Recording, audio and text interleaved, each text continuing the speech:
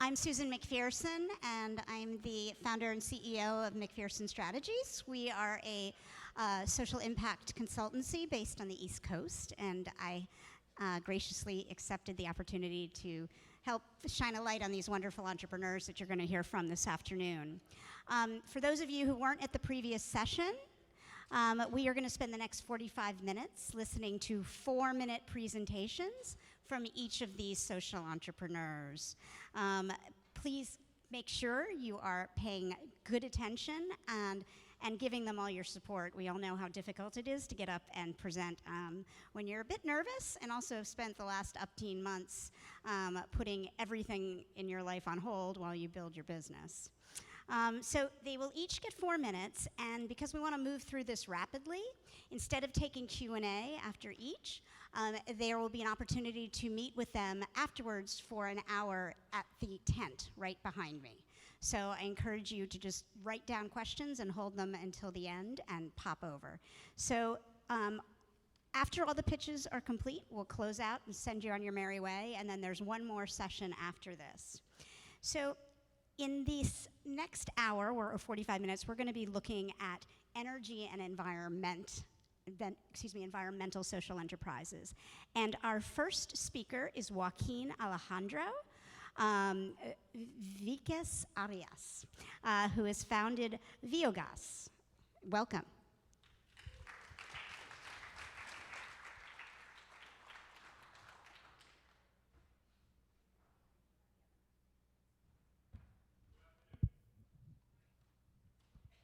How's everyone doing? Good? So, well, thank you. It's great to be here. My name is Joaquin, as I was introduced, CEO and founder of Biogas. Before I start, I want to be completely honest. Our line of work, it's pretty shitty. But that, for us and thousands of livestock farmers, it's great, because we experience firsthand what technology can do so they can convert manure into energy. And what really motivates us to do what we do is the fact that it's very challenging for a farmer to thrive in the business of livestock. I mean, they produce a primary product, and I mean, there's a lot of things that it makes them challenge their farm. But the things that we want to work on are a few issues that we think that we don't think, that we are convinced that can be solved through biodigesters. So one is the access to renewable energy on their operations.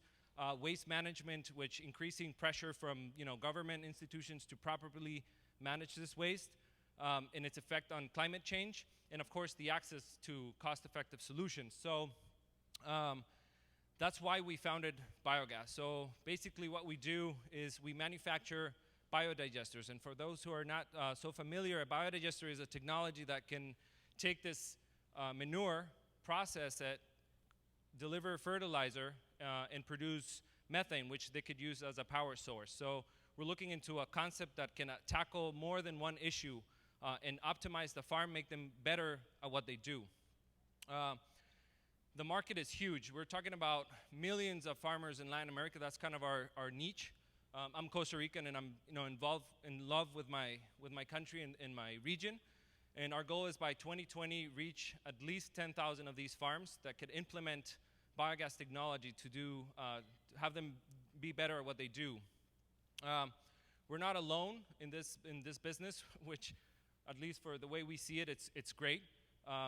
One of our biggest strength is our vertical integration. So we have manufacturing, distribution from biogas, from the service all the way to finance. So there's obviously areas in which we need to strengthen, but we have a good spot in this business. And of course, the reason we're all here is the impact and what we're doing with these systems. We're still tweaking our measurements, but we're talking about the amount of farmers that are benefit from this, the way they improve their operations, their reduction in costs, the emissions they reduce from properly managing their manure, and all the energy that is produced in substituting, some cases, firewood, in best cases, gasoline, diesel, or even propane. Now, I don't want to take too much time. We have a session, an investment roundtable, festival room number 6, tomorrow, 9:30 to 10:30. If you want to hear more about what we do, it's going to be an hour session. So I would love if you guys can can join us. Thank you.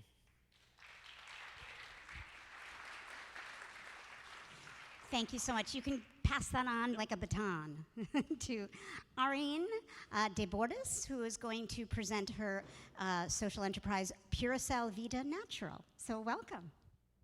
Thank you very much. Ooh, sorry. I am immediately starting. Good afternoon, Irene de Bordas, owner of the company Puracell Vida Natural of Costa Rica. I am here representing our company Puracell. In Costa Rica we have quite a problem on the price of electricity. The electricity is extremely high and it's growing. A state-owned company is responsible for all the production of electricity. In the last 10 years, the average rate of 12% by year. This is a problem, especially we noticed in businesses. They have a problem in their cost of reduction, and they have an instability in their cost. Our solutions are solar systems combined with financing partners, combined whether or not with batteries. This gives not only direct savings for our clients, but it also gives a more predictable view. How do we do that?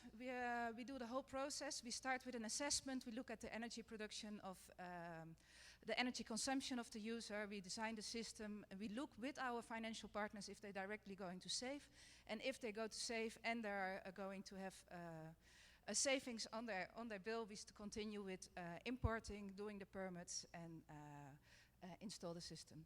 We take monitoring of if they are in really producing what we estimated in the beginning.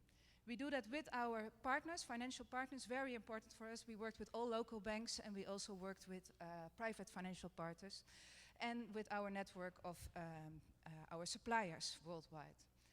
I'm sorry, I have to take a look. I am going backwards. We have 1/3 of the market. The solar energy is very exploding in Costa Rica. There's a lot of interest. At this moment, we receive about 5 requests for proposals by day that we have to attend. And what we do, of course, con mucho gusto. And we are not alone in the market, but we distinguish ourselves from our competition with the fact that with all the installations we did, we have the highest technical knowledge, and we understand the financing system. That's also why the financial partners prefer to work with us. We have also a weak point, and that's with this increase in our sales, is our lead times. We have to import all the projects from far away, which a long lead time, and for that we are looking for capital. Concretely said, we are looking for a working capital, a loan for about $500,000, $800,000, which we expect to pay back in a lead time of 2 years. After 2 years, we will not only have paid back the working capital, but we also will have enough capital for ourselves. Also me, I can invite you for a round table, people who are interested in hearing more about our impact, about our team, about how we do those projections, how we expect to reach this increased sales. And thank you very much. I will also be in the tent behind after.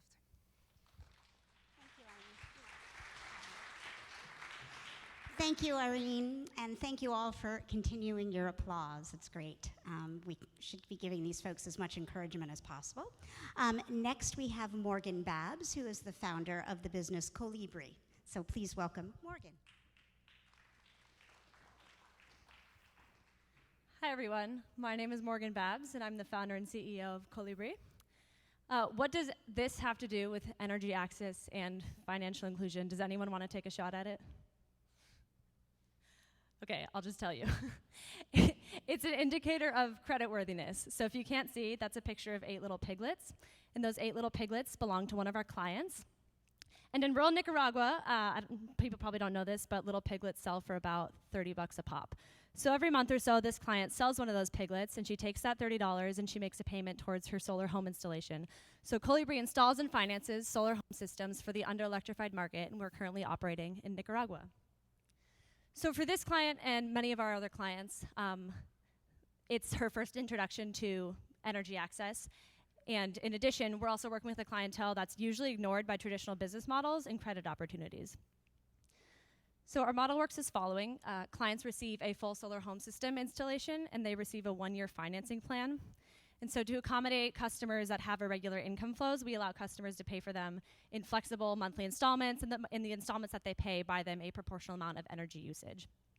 And in order to facilitate payment, we set up a payment agent network all around rural Nicaragua. So any community or zone that we work in, we have a payment agent where a customer can conveniently make any installment at any time towards their system. Our starter system is $250, and it comes with 4 lights and cell phone charging capabilities. And really, that's just the onboarding product for future things that they will work with through us. So the idea is that after that investment, they'll come to us for battery upgrades, accessory additions, etc. So potential for renewable energy cannot be boiled down to one off-grid statistic.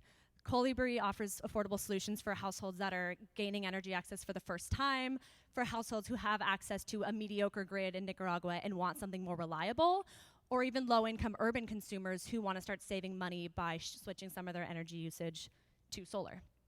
So our pay-as-you-go financing model means that the investment in solar is not prohibitive for these low-income or off-grid consumers, and those are the demographics that are going to stand to gain the most from energy access or from the savings provided by solar.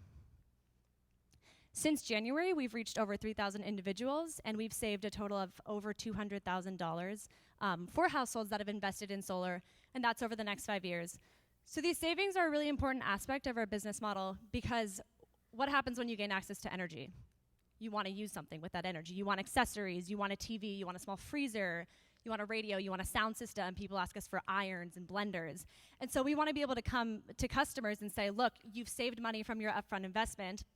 Now you can put that money towards an upgrade in a battery or these accessories that you want that are aspirational products for your home. So we're enabling customers to do that. And that's really critical for long-term impact, because it avoids a situation where solar just becomes an interim solution before the electricity grid gets there. And that's really what motivates Colibri. So by acting as a clean energy utilities company, for offering that long-term customer support, products to move customers up the energy ladder, we're catalyzing the transition to clean energy while simultaneously unlocking the purchasing power at the base of the pyramid. So once again, I'm Morgan, I'm from Colibri, and please come talk to me afterwards, because I will tell you how we're gonna do 7,000 installations in 2017. Thank you.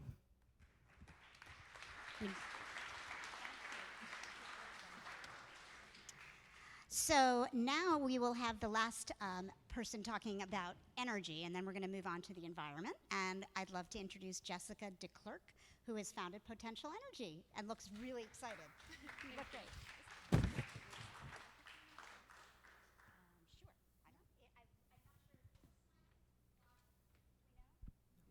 Yes. Oh, So I'll take both. great. Hi, thank you. This is great. This is my first pitch, so bear with me. I'm a little nervous. I just wanted to throw that out there, hoping it'll gain me some leeway. So, you may or may not know, but 3 billion of the 7.4 billion people on planet Earth rely on open fire cook stoves. These are rudimentary, poorly designed, dirty cook stoves for everyday cooking. Just imagine that's 40% of the planet. So essentially, this side of the room is having to use one of these stoves.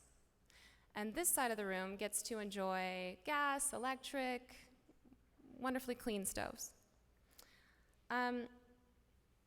Tea, porridge, meat, everything that this side of the room is cooking on, or that is eating, is made on one of these stoves. And you're burning wood, charcoal, and other biomass fuels. We have to cook. We all have to cook. We all have to eat. But cooking shouldn't kill, as the Global Alliance says. Cooking on these stoves is killing almost 6% of the world population every single year. 5.8. It's astounding.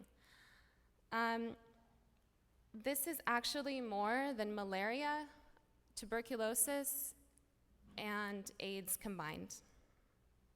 The World Health Organization has linked dirty cooking with respiratory illnesses, cancer, cataracts, blindness, and low birth weight, just to name a few problems. So why aren't all of these people using better cook stoves? Well, clean cook stoves exist, but they're very expensive. Most of them cost between $40 to $100. Now that's somewhere between 20 to 50% of your income over here, monthly income. Potential Energy is a social enterprise based in Kampala, Uganda, and we are working on increasing access to improved cook stoves so that everyone can be safe from when they cook. To date, we've distributed over 45,000 wood stoves in Sudan, saving 30,000 tons of fuel and impacting the lives of 270,000 people. This was our flagship project in Darfur. Currently, we are operating in Uganda, and we target low to medium income families. We find our clients through marketplace outreach, through door-to-door sales, social media, and referrals. And so far, we have 200 clients buying our fuel. So we are very, at the startup level in Uganda. Our products range from charcoal briquettes to charcoal stoves to bioethanol and LPG. Customers like our solution because of the convenience, price, and environmental benefits that we offer. We deliver the fuel to our clients' homes on a monthly basis. We allow them to lease the stoves first so they see how they like the stove before they actually have to decide on ownership. And we are also the only company that's really focusing on not just reducing charcoal use, but actually eliminating it entirely by only promoting non-charcoal-based fuels. We plan to increase our stoves from 200 to 500 stoves this year, then 1,000 next year, 9,000 by year 5.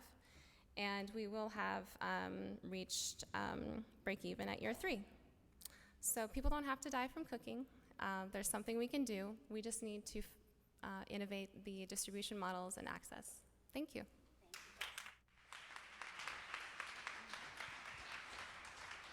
I don't think I'm on. I am? Yes. I should just shout anyways. It's not that big of a room. So we're transitioning to environmental solutions, and I'm happy to introduce Sebastian Sajou, who founded the company named Arclite.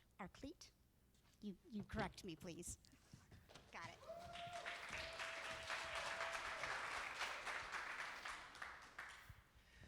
Hi, good afternoon. I'm Sebastian. I'm from Argentina, and I'm the founder and CEO of Arclite.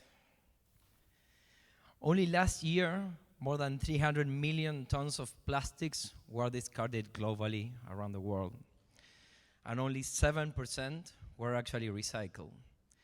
This means that more than 280 million tons ended up in landfills, dams, incinerators, or water courses, polluting our environment for the next 1,000 years. Yeah. So there are 3 main causes why we have problems about recycling. Why do you have these small figures about recycling? And one is cultural, and it's related to awareness. The second one is economics, because sometimes it's more expensive to recycle plastics than to buy virgin plastics. And the third one is complexity. There are about 1,000 types of plastics, and only 6 of them are actually recycled.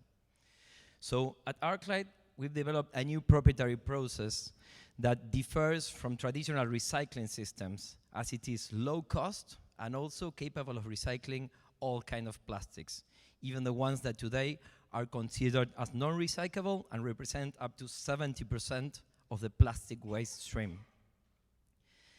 The output of this process is an artificial stone that replaces quarry stone mineral aggregates and can be used in construction for as a coarse aggregate within concrete mix, for drainage layers below fields, and can also be used for base and sub-base for roads, and had a lot of applications in industry, all of massive use. Of course, this is beneficial for the environment. It's eco-friendly as it diverts all these plastics from the environment. It reduces the need for mining, and thus it helps to take care of ecosystems. And of course, it reduces the need for transportation, as you don't need anymore to take the rocks from the quarries and bring them to the city, as this product is locally produced. But it's also more efficient than traditional mineral rock, as it is 10 times better insulator and 1/3 of the weight of quarry stone. This project began about 2 years ago, a little bit of 2 years, less than 2 years ago. And right now, the team is formed by Gaston. He's a materials engineer specialized in plastics. Vicky, she's an environmental engineer. Robert, he's a mechanical engineer. And we're working also with a board of advisors with great leaders from civil engineers from Stoneway Concrete and other concrete companies as well. And myself, getting all that team together. We also got some support and traction from big companies as Unilever and Danone, willing us to treat their plastics instead of sending them to landfill. Big concrete companies as Lafarge, Holcim, US Concrete, and support of accelerators as Fledge, Eco and Green, and Mass Challenge already. By this point, we are on our third quarter of the year. We've already raised $200K that allowed us to build our lab-scale pilot facility to produce our first tons for material, our first loads. Those were sent for ASTM certifications, and we are sending them to concrete companies that are already waiting for that. On our fourth quarter, by the end of the year, about November, we are opening our next round for $1 million. That will help us get directly to market and to be able to produce up to 500 tons a month, and to develop also the licensing system we are working on for municipalities that will allow us to scale from small amount of facilities to maybe thousands of municipalities around the world that will be able to take their local waste, produce a material, and use it in their infrastructure, closing the loop. So I'm Sebastian, my team and me, we are both ready, everyone's ready, so we want to join us on the journey. Thank you very much. Thank you. Thank you so much, Sebastian. And you can just give that to Sarah Toomey, who is going to present from Acacias for All. And as a reminder, Q&A you can do after the session in the tent behind me. So.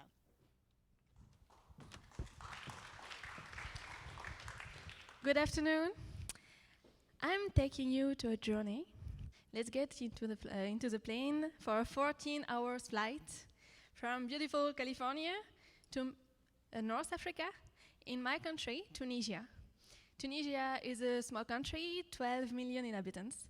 And when I was a child, I used to work in the farm of my grandfather and grandmother, and during the summer we were picking almonds, and during the winter we were picking olives.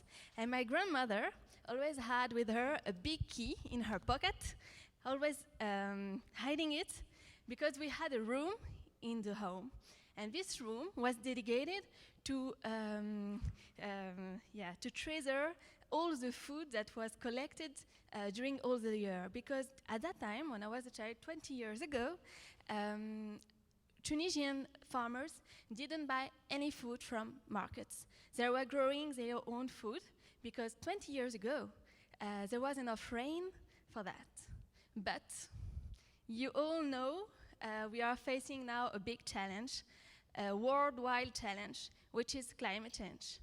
And climate change completely devastated my grandparents' farms, but also many lands in Tunisia and North Africa. Actually, 95% of our lands will be desertified by 2030. which is tomorrow. So we are talking about an urgency. And that's why in 2012, at the age of 25, I started a fight against desertification. And with a team of women, youth, and farmers, I dedicated my life to reforest my country and my area. And so I'm talking to you on how we are using business as a tool for climate justice. So what we did is we designed a three-step program where we start by empowering farmers' communities into trainings on agroecological farming techniques.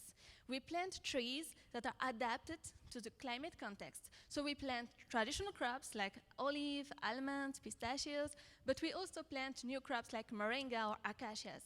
And with these trees, we are able to recreate biodiversity and reverse this desertification state. And then once the trees grows, which is for moringa only 10 weeks. After 10 weeks, we can harvest moringa. So communities can get incomes from that crops, and we organize them into cooperatives so they can start processing units. I'm here today because I have an ambitious plan. In 2050, I want, with my social enterprise, Acacias for All, to reverse the desertification process, not only in my country, Tunisia, but all over the Mediterranean region, so that we can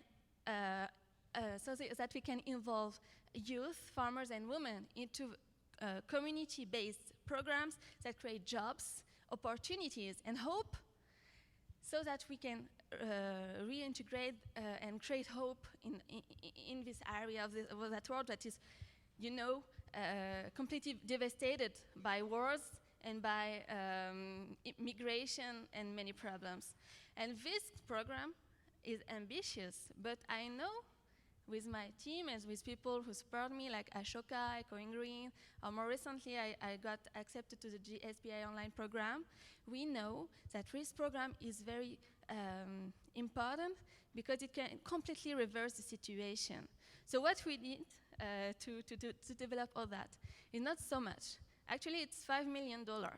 With $5 million, we can plant 3 million trees.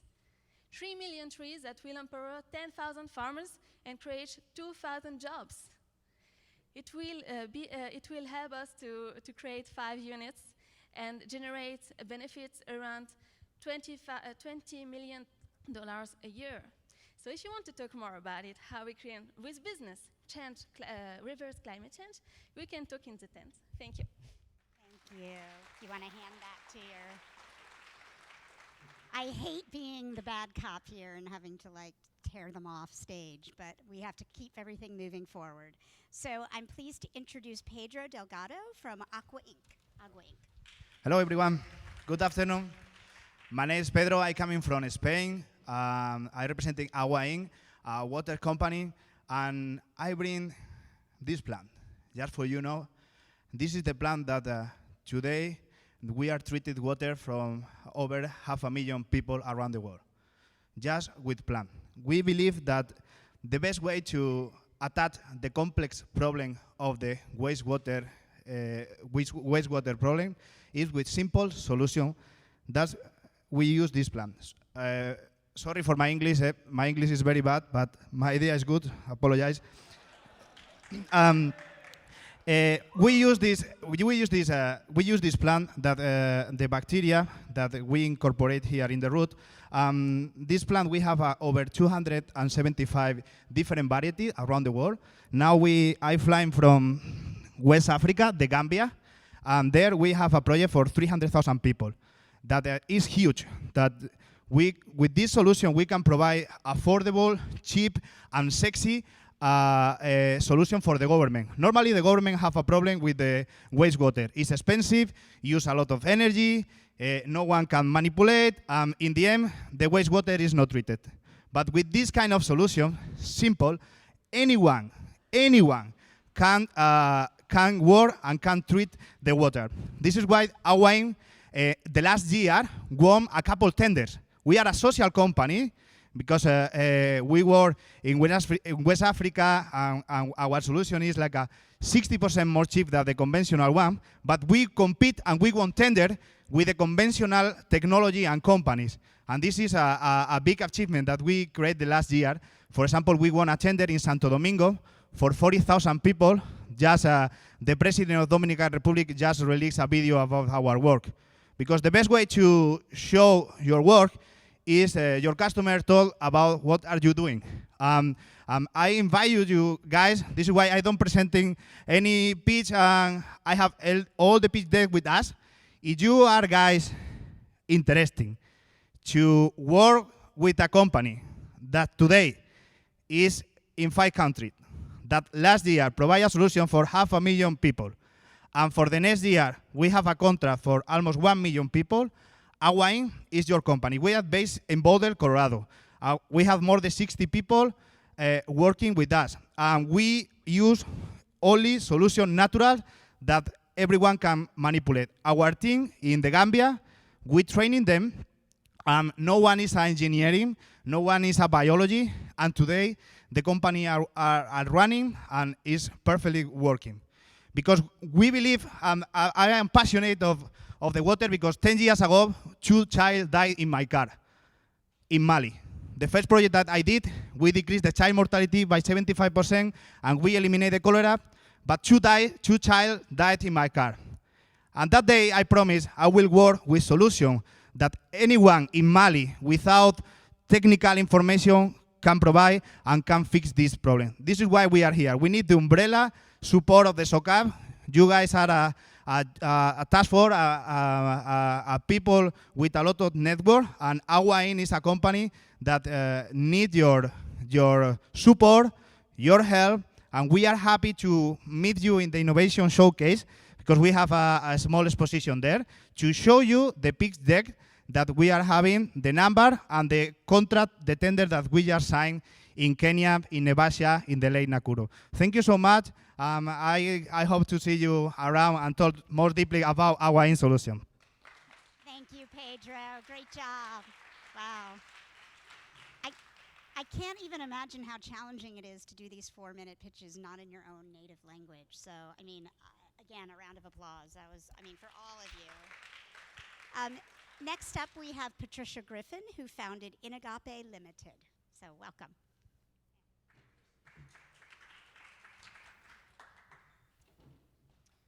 Good afternoon. Can I get a show of hands? Anyone who likes coconut? Okay, that's good market research for me. So we are a company called SOCAP. Where do I click the... It's right there, shoot, okay.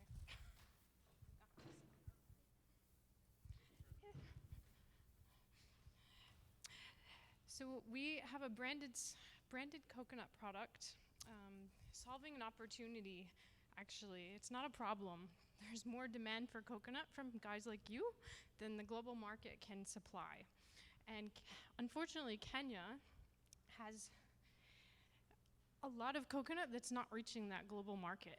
And so we are trying to fill that gap. It's not clicking. How do I do this? There we go. Sorry, technical problems. So we're trying to link farmers who have coconut in the coast of Kenya. There's 80 million coconut trees, and they don't have markets, basically. There's a solvable gap in supply and demand, and that's what we're doing as a startup. Our solution here, as you can see in the picture, and here is an actual sample of the product. Coconut chips are huge all over this country, all over Europe. They're growing in popularity in Kenya. We're already in Nairobi, selling in 17 retail stores in Nairobi. We're still pretty small, but we're growing very quickly. I've got, unfortunately, expired purchase orders because our production capacity is so small. I can't meet all the demand. So we're here trying to fundraise. Oh my goodness. It's not working.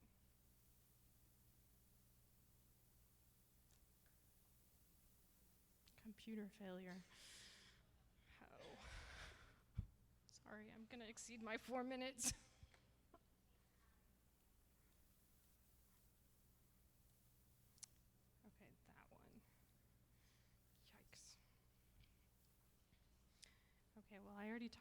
that slide. So basically what we do is we purchase coconut from farmers directly at 250% premiums over the local exploitative middleman rate.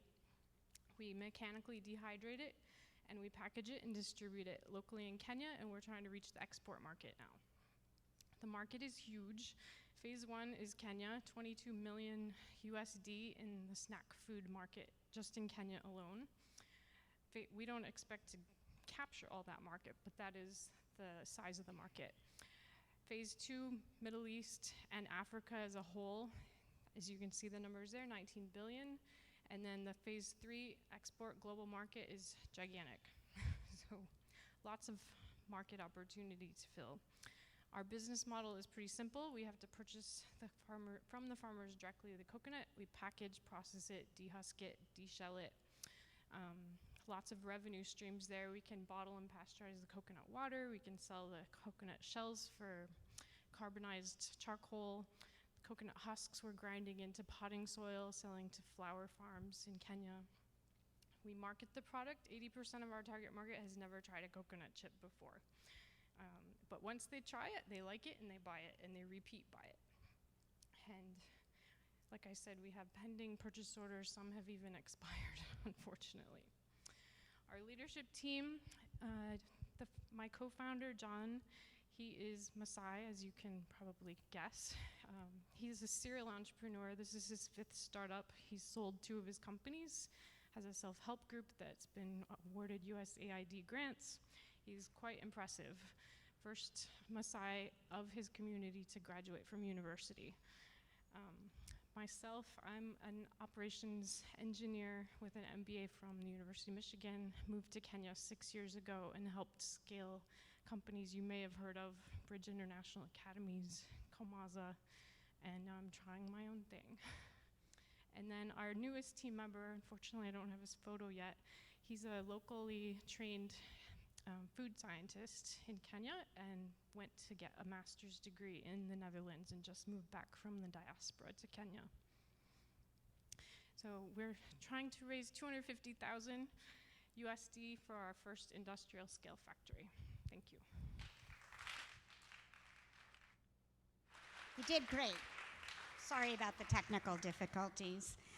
Our last speaker in this round is Yvette Andashi, who is going to talk about Ojai Green. So please welcome Yvette. Thank you. Good afternoon, everybody. It is actually OJ Green, just a slight correction. Now, I'm going to spend the next 4 or so minutes talking to you through the eyes of the smallholder farmer. In sub-Saharan Africa, we have close to 300 million smallholder farmers. And what is the picture of what we see about the smallholder farmer? We see people who have food shortages. We see people who are stretching out their hands and seeking aid out there. We remember pictures of famine when we think about African smallholder farmers. Yet Africa and sub-Saharan Africa has the potential to feed the world. This is what we're doing at OJ Green. We are working with smallholder farmers to bring them to realize their potential to feed the world. So let me give you the landscape in Kenya where I live. 18 million families from smallholder farmers are earning $700 or less a year. Now, this is ironical because we eat every day, and sub-Saharan Africa imports food that is up to $30 billion a year. So where is the disconnect coming from? And I will say that there are 3 things. There is a knowledge gap. They are relying on traditional methods of agriculture and relying on rain-fed farming. They lack access to markets. We've talked, some of my colleagues here are addressing the issue of access to markets, which is fantastic. They lack access to finance, but they are also vulnerable to climate change. So our solution is a 4-step engagement process. And how does that work? We begin by engaging the farmers and registering them into our mobile platform. And once we do this, we ensure that they are equipped, that they get the inputs, the right seeds that they need, the right feed, and the right crop protection. And when that is done, we educate them using a mobile phone, sending them weekly messages on what they need to do to give them the competitive advantage. And when that is done, they produce the quality that is competitive.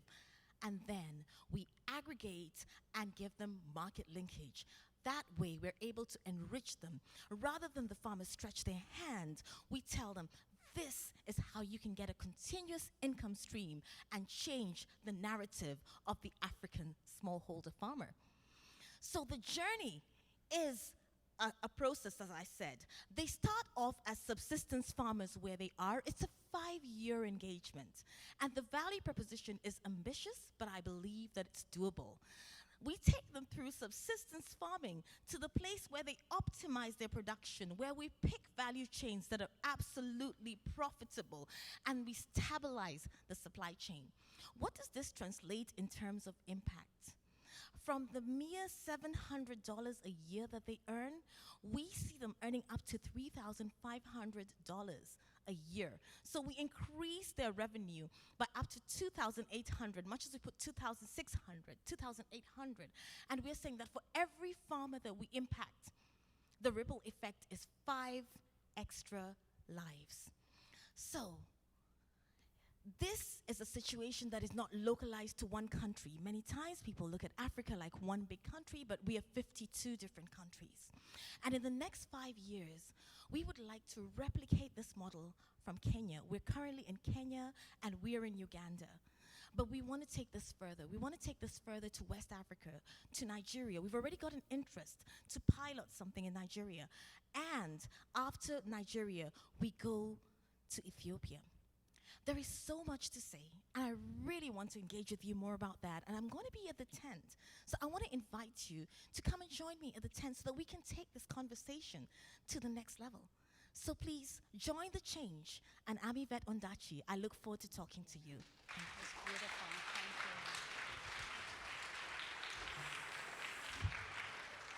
So that was the second round, and we still have one more round to go. But first, there's going to be a 15-minute break, and I encourage you to hop next door and talk to these 9 incredible entrepreneurs that are changing the world. But let's first just give them another round of applause.